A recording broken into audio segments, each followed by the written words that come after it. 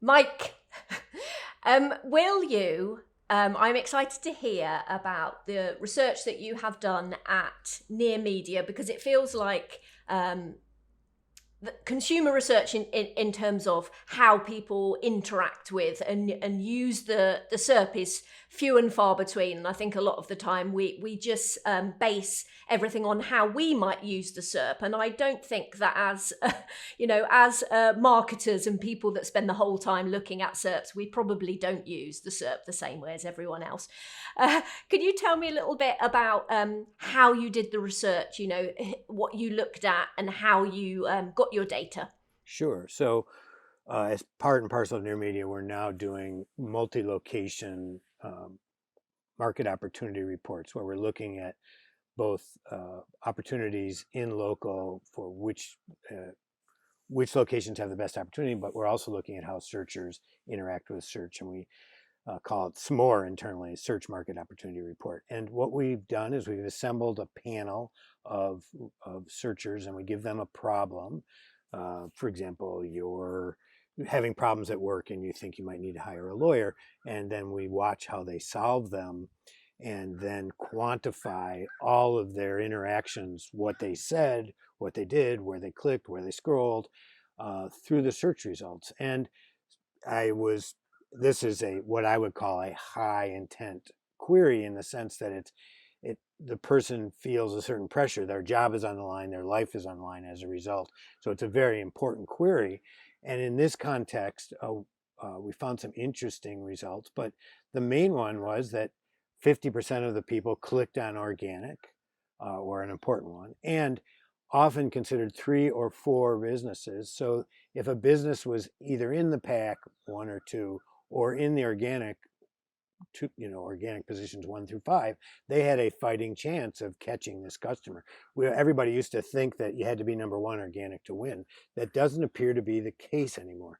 Part of that has to do with things like images and review stars, and other things that people will scroll for. But users are scrolling much deeper. So 50% of the people clicked organic, 50% clicked on pack, unless there was a local service ad present. Most people stated and did in fact ignore ads, but when there were local service ads present, they captured almost a third of the click of the actions and the final results. So it went from 50-50 to a third, a third, a third in LSAs. And I think, again, that's because the LSAs, even though they only appeared in about 22% of the results, the LSAs are very dramatic. And when they're there, people respond to them and don't fully realize their ads. Or maybe it's because Google puts the notation on them that Google has somehow vetted these companies. So there's that. The other thing we found was that 93% of the searches that people executed were localized results, but only about 78% of those had pack. So 15% of the results were localized organic with no pack results. Again, increasing the importance of your organic results. And we found that 75% of the users clicked through to the site, and the site became very important in their consideration. So those were some big learnings from this, and we're doing this now in other verticals, and we're seeing similar results around things like reviews. Everybody says reviews are important. Surprisingly few people actually read the reviews, meaning that they look at the star ratings and a priori have faith in them still, and don't read the reviews. And it means that techniques like, we saw this in a number of law situations where lawyers would use fake product review schema to get reviews in organic, and people responded to those very positively. So I guess my advice to most businesses, as long as Google isn't going to do anything about it, consider that as a tactic. I mean, I don't know that. I mean, I would obviously, for other ethical reasons, not want to deceive people about the number of reviews, but I would consider doing it. And also, a surprising number of people went through to the pack from when they did click in the 53% went into the pack finder. So it's a bigger number than we would have anticipated. We thought that most people, particularly the way they present now, where they pop the profile up to the right, we thought most people would not click in, but more than half click through to the Finder. Now, in the end, even though they traveled around the Finder, they typically chose one of the top results, but that could be because of they're likely to have more reviews, that sort of stuff. So, but in the pack, being first is a tremendous advantage. In organic, it's not as important anymore. And like I said, as long as you're in the pack and or in organic, you have a fighting chance. We saw roughly flat click-throughs all the way down to position 5 or 6. I mean, not much difference. So it's just much more opportunity than we thought. Yes. Just on the way that you did that research, I'm interested to know, did you just give people the scenario so they came up with their own search queries?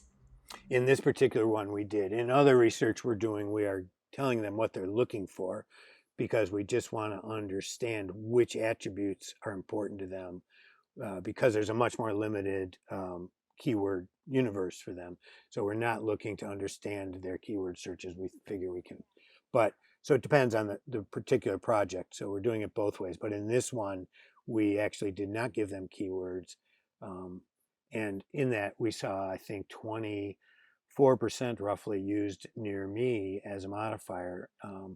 And part of that is due to the fact that in the suggested search window that pops down, typically on localized searches, Google will offer that up as a first choice so people can easily click on it and do it. So, but it's still a fairly high number.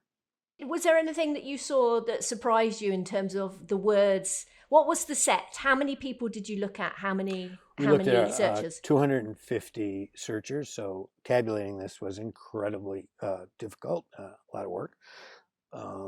One of the things was that comments were like, "Oh, all these sites look essentially the same in the title tags and the meta descriptions." I mean, I think that the lesson we took from that is that all too often SEOs think that rank is more important than conversions, and too many SEOs forget to make the title tags and meta descriptions compelling.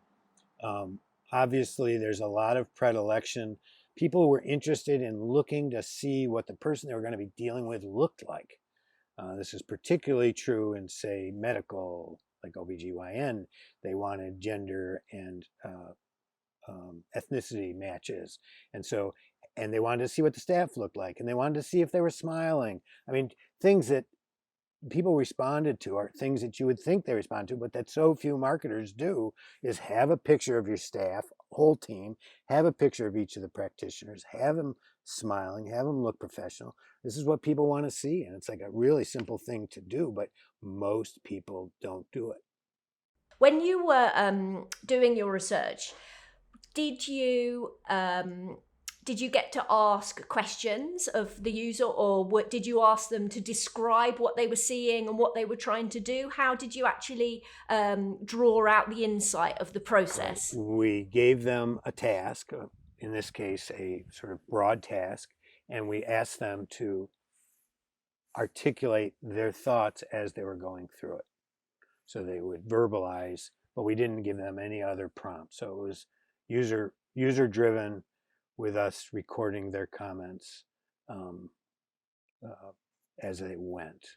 Another sort of interesting tidbit was on directories, that 30% of the people clicked through the directories, but mostly bounced back, and just only 16% of the choices came from directories. So directories are good at attracting clicks, but not so good at converting people. Yeah, I love it. It's brilliant. And then you had like this very, very rich qualitative data that then you had to sit down and identify all the themes, I guess.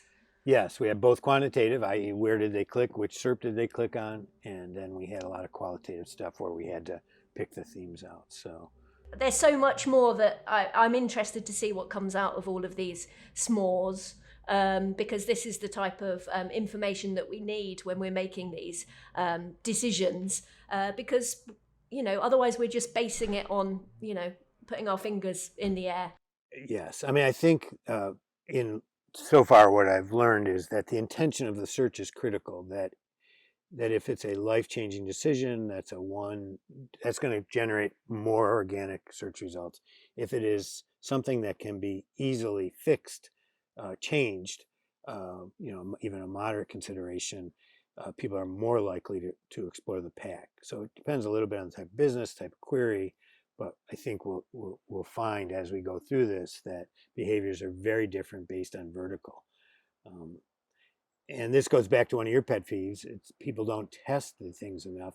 And given how little information we have about behaviors, and the only ability to test is sort of reactively, people need to test because behaviors are not what you expect. Yeah, for sure. We are coming up, sadly, to the end of our time here today. If someone is listening today, which I hope that from getting this sort of historical perspective, but also looking at sort of testing and what do you call it? Futurology, when you're sort of thinking about what's going to happen next in the SERP. If someone was very interested in knowing like the historical perspective and understanding where Google might be going, where are the places that they need to be consuming content, reading, listening? Well, my blog, I have kept my blog as an archival resource. I think that has a lot, even though I haven't really kept it up. It's still a good place for historical understanding and to see how things have changed and how they haven't. I think that Sterling Sky, BrightLocal, Near Media are and Whitespark are doing some of the better content currently. I think those four are good places, but understand that a lot of this isn't new, and that what I think is important is that you understand. We talked a little bit about this, but I think there are four major themes in Google Local that are important to understand. One is, increased visual searches. That's a trend. Increased granular data, things like more products, more services that Google's going to surface results on. That's a trend. Um, uh, Google is going to cover, ads on more surfaces. That's a trend. And Google is going to insert more calls to action, more ways to engage the searcher, either for the payment of the click or for the data. So those are four big trends that I don't think are going to change. And I think when you see a development, you need to sort of slot them into that and say, oh, this is one more piece of that more granular data or part of that image thing. And we've been seeing these four trends significantly in the last 10 years. And so I don't think that's going to change. Now, the other trend I think that will influence this is the growing use of AI. Now, Google has been using AI and machine learning right along. I mean, I went back, I don't remember what year it was, 2014, 2015, where Google one day to the next switched every hotel cover photo from an interior room shot to an exterior shot. And that was done with AI. Long before we knew what it was capable of. Google did. And everybody said, why did this happen? I chose this one. It's like, because Google knows that users respond better to these sorts of images than these sorts of images.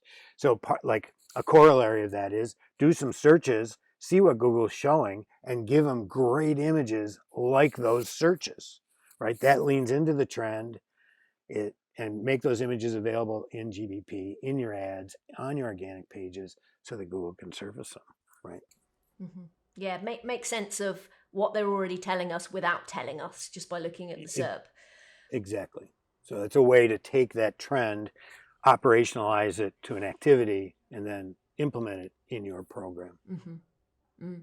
Mike, if people want to read more from you or follow you or get more Mike, who wouldn't want more Mike? Where's the best place for them to get more of you?